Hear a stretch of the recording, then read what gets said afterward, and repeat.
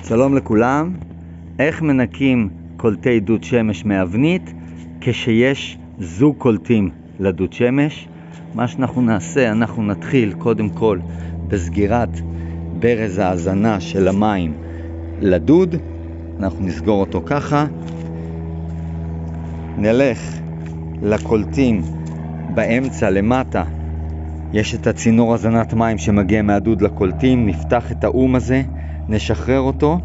אחרי שנשחרר, נחזור לברז, נפתח את המים, את הברז, כדי שהמים יזרמו לדוד ומהדוד לקולטים, ואז בעצם תהיה זרימת מים דו-כיוונית, גם מהדוד לכיוון הקולטים, פה יצאו מים, וגם מהקולטים החוצה. אנחנו נחכה דקה-שתיים, נוודא שיש זרימת מים טובה ונקייה וכל האבנית והמים החומים יצאו.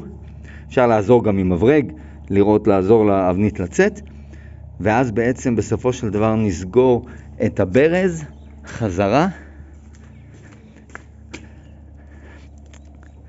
ונבריג את האום הזה פנימה. במידה ולא הייתה זרימת מים טובה כשפרקנו את האום מהדוד לכאן החוצה, ייתכן מאוד ויש סתימה גם בצינור הזנה הזה. אז מה שאנחנו נעשה, אנחנו נפתח בעצם את האום הזה פה, וננקה את כל האזור עם מברג פנימה, נכניס ככה שאבנית תתרוקן גם מהדוד לכיוון הצינור הזה. אם כמובן הצינור כולו סתום, נאלץ להחליף אותו.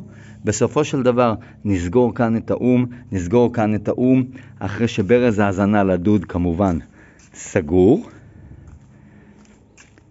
וזהו. בסופו של דבר נפתח חזרה את המים, ושיהיה לכולנו בהצלחה.